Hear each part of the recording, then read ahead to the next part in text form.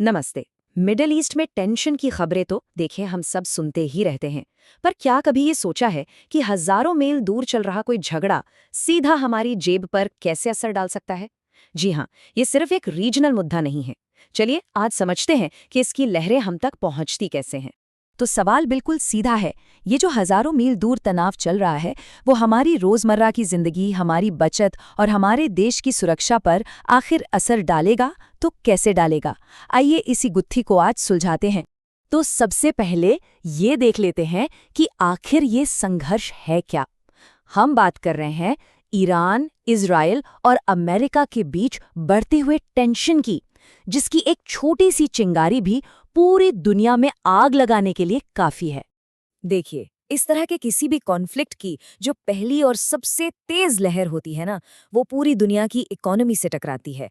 और इसकी शुरुआत होती है एनर्जी मार्केट से। और इस पूरे संकट के सेंटर में है ये जगह, स्ट्रेट ऑफ हुर्मुज। आप इसे दुनिया की तेल सप्लाई की मेन नस समझ सकते हैं। ये एक बहुत ही संकरा, पतला सा समुद्री रास्ता है, लेकिन इसकी अहमियत बहुत ज्यादा है। अब जरा इस आंकड़े पर गौर कीजिए। 20%, मतलब पूरी दुनिया में इस्तेमाल होने वाले तेल का 20% हिस्सा, यानी हर 5 में से 1 बैरल तेल बस इसी एक पतले से रास्ते से गुजरता है। अब जरा सोचिए, अगर ये रास्ता बंद हो गया तो क्या होगा? और इसका असर देखिए एक चेन रिएक्शन की तरह फैलता है, जैसा आप यहाँ देख रहे हैं। पहला कदम क्या होगा? रास्ते में रुकावट।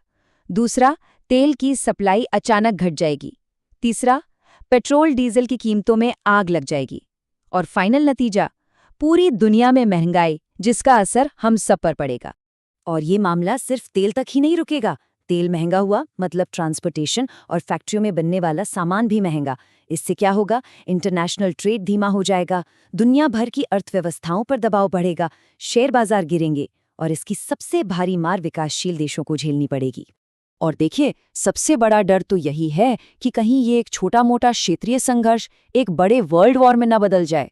अगर रूस, चीन और नेटो जैसी बड़ी ताकतें इसमें कूद पड़ीं, तो इसके नतीजे हमारी कल्पना से भी कहीं ज्यादा बुरे हो सकते हैं। इसके अलावा एक बहुत बड़ा मानवीय संकट भी खड़ा हो सकता है। युद्ध की वजह से लेबनान, सीरिया और इराक जैसे पड़ोसी देशों में माहौल खराब हो सकता है, जिससे लाखों लोग बेघर हो सकते हैं। मतलब एक बड़ा रिफ्यूजी क्राइसिस। और साथ ही हमास और हिजबुल्लाह जैसे ग्रुप्स को और ज्यादा एक्टिव होने का मौका मिल सकता है। तो ये तो हुई दुनिया की बात। चलिए अब देखते हैं कि इस संघर्ष की दूसरी लहर जब भारत के दरवाजे पर दस्तक देगी, तो उसका हम पर क्या और कैसा असर होगा। भारत की इकोनॉमी की एक कड़वी सच्चाई ये है कि हम अपनी ज़रूरत का 85% तेल बाहर के देशों से खरीदते हैं, और यही निर्भरता ग्लोबल मार्केट में किसी भी उथल-पुथल के वक्त हमारी सबसे बड़ी कमजोरी बन जाती है। तो इसका सीधा और सरल मतलब ये है कि अगर इंटरनेशनल मार्केट में कच्चे तेल के दाम बढ़े, तो भारत में पेट्रोल, डीजल और गैस के दाम भी बढ़ जाएंगे। इसका असर हमारी रोज की जिंदगी से लेकर बड़ी बड़ी इंडस्ट्रीज तक हर जगह महसूस होगा। तेल के अलावा हमारे ट्रेड पर भी बहुत गहरा असर पड़ेगा। मिडिल ईस्ट के साथ भारत का बहुत बड़ा व्यापार है। लड़ाई की सिचुएशन में समुद्री रास्ते सेफ नहीं रहेंगे, जहाज़ों का इंश्योरेंस कई गुना बढ़ जाएगा। और इन सब का नतीजा ये होगा कि हमारे इंपोर्ट और एक्सपोर्ट दोनों में भारी रुकावटें आएंगी। लेकिन इन सभी आर्थिक चिंताओं से भी बढ़कर है इंसानी पहलू। मिडिल ईस्ट में करीब 80 लाख भारतीय रहते और काम करते हैं। सोचिए, 80 लाख।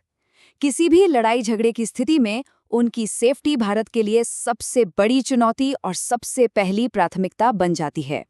अगर ये युद्ध फैलता है तो इन 80 लाख भारतीयों की सुरक्षा एक बहुत बड़ी चुनौती होगी। हमें उन्हें वहां से सुरक्षित निकालने के लिए बड़े बड़े अभियान चलाने पड़ सकते हैं, ठीक वैसे ही जैसे हमने यूक्रेन में ऑपरेशन गंगा और सूडान में ऑपरेशन कावेरी के दौरान किया था। तो ऐसे में आप देखिए, भारत के सामने एक दोहरी चुनौती खड़ी हो जाती है। एक तरफ है आर्थिक और मानवीय संकट, और दूसरी तरफ है एक बेहद मुश्किल डिप्लोमेटिक बैलेंस बनाने की चुनौती। और ये बैलेंस बनाना बहुत बहुत मुश्किल है। क्यों? अरे भाई, एक तरफ है इजराइल, जो डिफेंस और टेक्नोलॉजी में हमारा एक बहुत ज़रूरी पार्टनर है, और दूसरी तरफ है ईरान, जो हमारी एनर्जी सिक्योरिटी के लिए और चाबहार पोर्ट के जरिए सेंट्रल एशिया तक पहुंचने के लिए बहुत ही ज्यादा जरूरी है। ऐसे में भारत किसी एक का पक्ष कैसे ले सकता है? नहीं ले सकता। इसलिए भारत को जो रास्ता अपनाना होगा उसे कहते हैं बैलेंस्ड डिप्लोमेसी। मतलब बिना किसी का पक्ष लिए दोनों ही देशों के साथ बातचीत के दरवाजे खुले रखना, ताकि अपने देश के हितों को बचाया जा सके। और यकीन मानिए, ये एक बेहद मुश्किल काम है।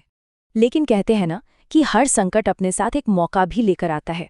तो क्या इस चुनौती में भी भारत के लिए कोई अवसर छिपा है? बिल्कुल।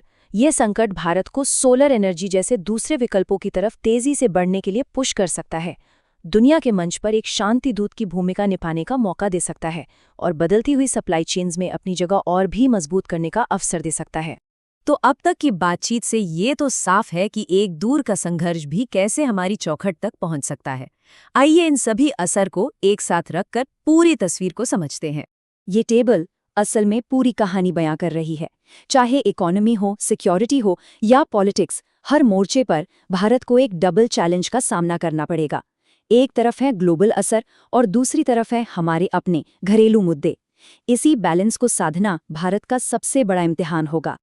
और इस पूरे एनालिसिस का सबसे बड़ा निचोड़ यही है, आज की इस कनेक्टेड दुनिया में कोई भी बड़ा संघर्ष सच में दूर नहीं होता, उसकी लहरें किसी न किसी तरह हम तक पहुंच ही जाती हैं।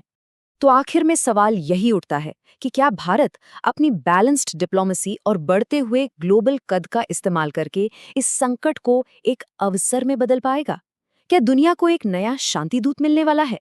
ये एक ऐसा सवाल है जिसका जवाब हमें भविष्य में ही मिलेगा, पर सोचने के लिए एक बहुत अहम मुद्दा है।